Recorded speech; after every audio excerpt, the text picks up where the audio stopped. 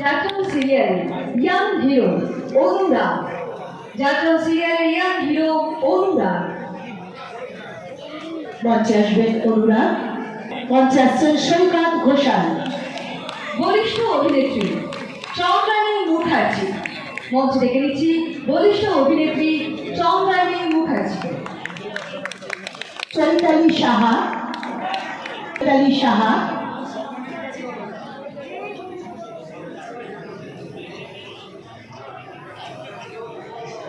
ঝিল্লি বিশ্বাস, পরবর্তীতে ডেকে নিচ্ছি ঝিল্লি বিশ্বাসকে। ধন্যবাদ প্রশান্ত বাবুকে। এবার আমরা লক্ষণ চন্দ্র বড়ুই দুর্গাপুর পশ্চিম বিধায়ক অনুরোধ করব সম্বর্ধনাগুলো সবার আগে তুলে দেওয়ার জন্য।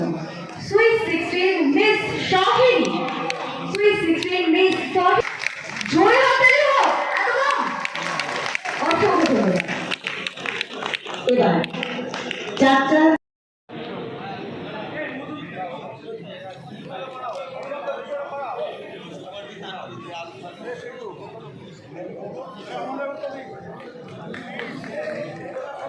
ইতিমধ্যে আমাদের মধ্যে উপস্থিত রয়েছে হরিপালের বিধায়ক মধুরিমা ঘোষ, বিধায়ক মধুমিতা ঘোষ মহাশয়া। এবার তিন গান, একটা জোরে হাততালি হোক স্যারের জন্য।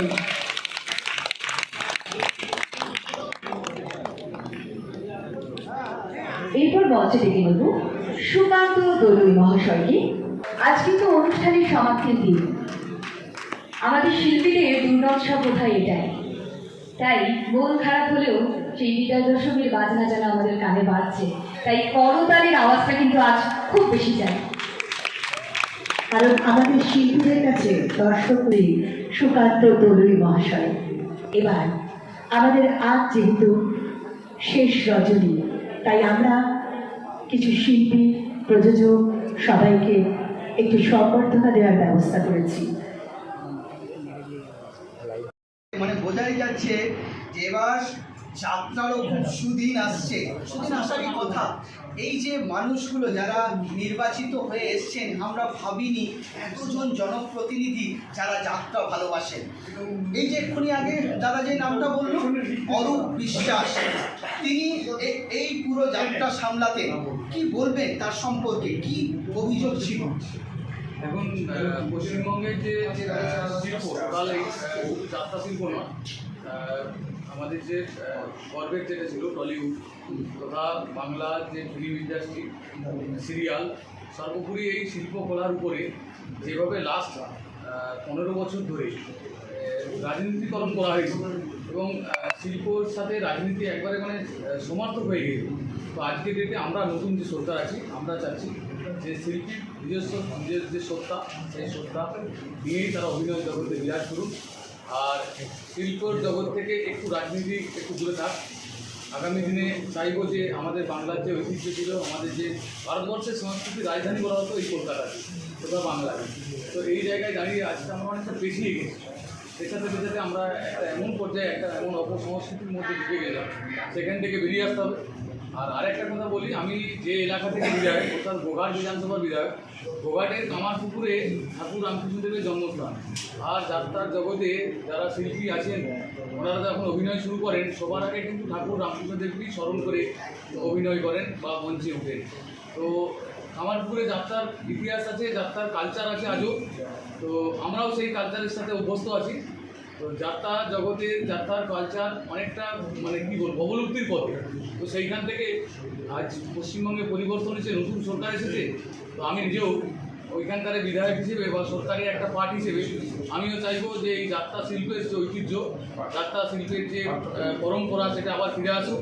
বাংলার প্রতিটা জায়গায় যে যাত্রার জনপ্রিয়তা ছিল, এক সময় আমরা ছোটোবেলায় একসাথে গোটা পরিবার, একদম আত্মীয় সাথী বন্ধু বান্ধব সবাই মিলে যদি আমাদের এলাকায় যাত্রা হতো, তখন সবাই মিলে শুনতে যেতাম।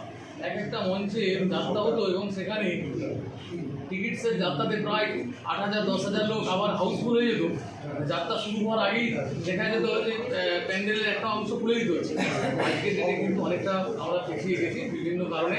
তো আমি চাইবো যে আগামী দিনে সরকারেরও যেমন সহযোগিতা আমাদের দিক থেকে থাকবে, আন্তরিকতা থাকবে, আর শিল্পীদেরও যাতে স্বাধীনভাবে তারা শিল্পকলা ফুটিয়ে তুলতে পারেন এবং বাংলার যে পুরনো সংস্কৃতি, যাত্রার যে ঐতিহ্য সেটা ফিরে আসে। এটাই চাই। ধন্যবাদ আপনাকে। এই যে লক্ষে আপনাদের কাছে আমার একটি প্রশ্ন, বিগত বেশ কয়েক বছরে যাত্রার একটা অভিনবতা ঘটেছে এবং বিভিন্ন এলাকায় আমরা যেটা দেখেছি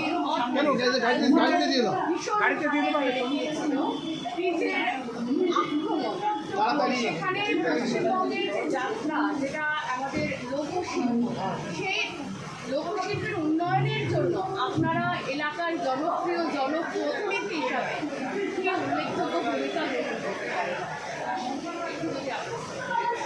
আপনারা বিভিন্ন প্রান্ত থেকে এসেছেন। বললেন যাত্রার যে লোকশিল্পের একটা বড় অঙ্গ, তারা বাংলার মানুষ যাত্রা ভূমি আছে নিজ নিজ এলাকাতে যাত্রা হচ্ছে না, আপনারা সচেষ্ট হন। দেখুন, আমি তো গোঘাটের বিধায়ক। অ্যাকচুয়ালি ঠাকুর রামকৃষ্ণদেবের জন্মস্থান যেখানে, সেই কামারপুকুর, অর্থাৎ গোঘাট বিধানসভার অন্তর্গত এই কামারপুকুর এলাকা। আর আমি নিজেও কামারপুকুরের বাসিন্দা। আপনারাও জানেন যে কামারপুকুরে যে যাত্রা, কলকাতা শিবপুর যাত্রা বা আজকে ডেটে পূর্ব মেদিনীপুরের নন্দকুমারের যাত্রা, সেই সাথে পশ্চিম মেদিনীপুরে বেলদা আর আমাদের হুগলির কামারপুকুর। তো কামারপুকুরেও আজকে দিনে অনেকগুলি যাত্রার দল আছে এবং যাত্রা নিজে যাত্রা করেছেন, শীত পেয়েছেন। একদম উনি তো যাত্রা মানে ওনার ফান ছিল, একদম যাত্রা এত ভালোবাসতেন।